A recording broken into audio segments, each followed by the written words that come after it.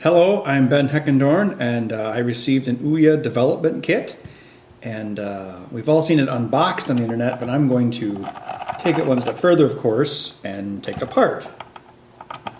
I often take things like this apart before I even turn them on, because you know when you turn it on, you know what it's going to do. But taking it apart, that's kind of different. One thing I was kind of surprised at, when I first saw the drawings, I was like, wow, the Ouya is really small, but actually holding one, doesn't seem as small. About the size of a Rubik's Cube is a good analogy, you know, for those of us who remember Rubik's Cubes.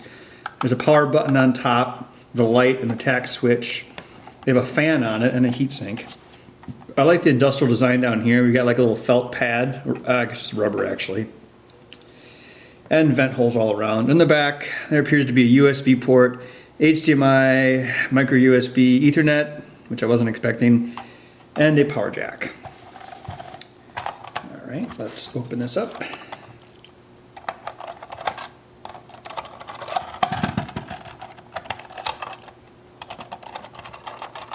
Come on. Let's let gravity do the work for us. All right, pop this off. Okay, so that has to go on a certain way so the switch hits. All right, let's take a look inside.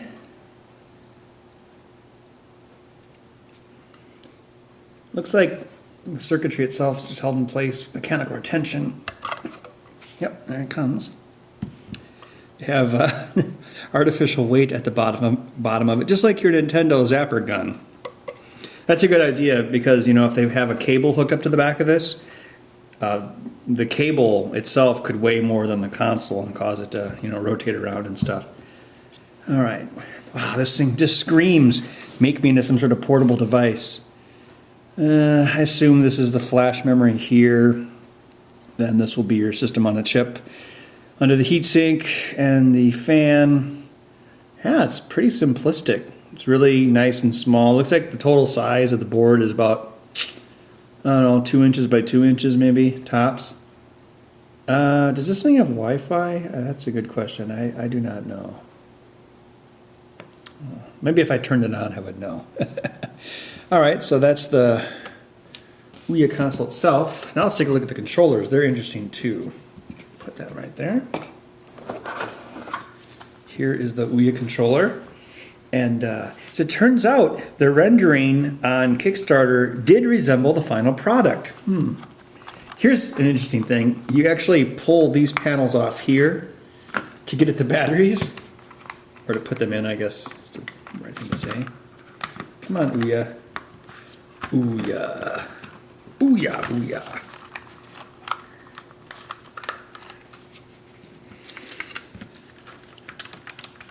One thing I noticed right off the bat with these is in here, there's a separate circuit board for the D-pad contacts and the analog sticks.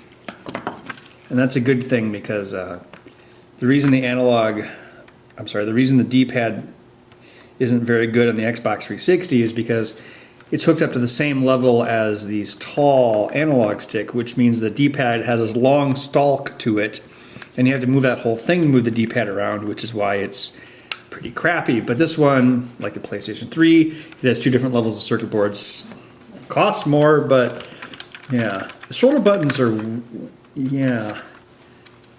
That's an interesting assembly. I don't know if you can see that. Well, what am I waiting for? Let's take this apart. All right. Looks like this has some artificial weight in as well. Well, I mean, the weights are real, it's just that they're adding weight artificially. It's cool to see these Kickstarter projects. I do actually check out Kickstarter a decent amount, and I've contributed to projects on there. Did the Ouya, a couple of the pinball ones for the Pinball Arcade, and also Digispark, which was kind of cool. Haven't got those in yet. Interesting. Yeah, they got these little, there we go. They've got retention tabs around it. There's one there, and one on top. You usually see that in game consoles, not controllers, but well. Okay. have we got on the inside? Oh, that's very interesting. Look how they did the...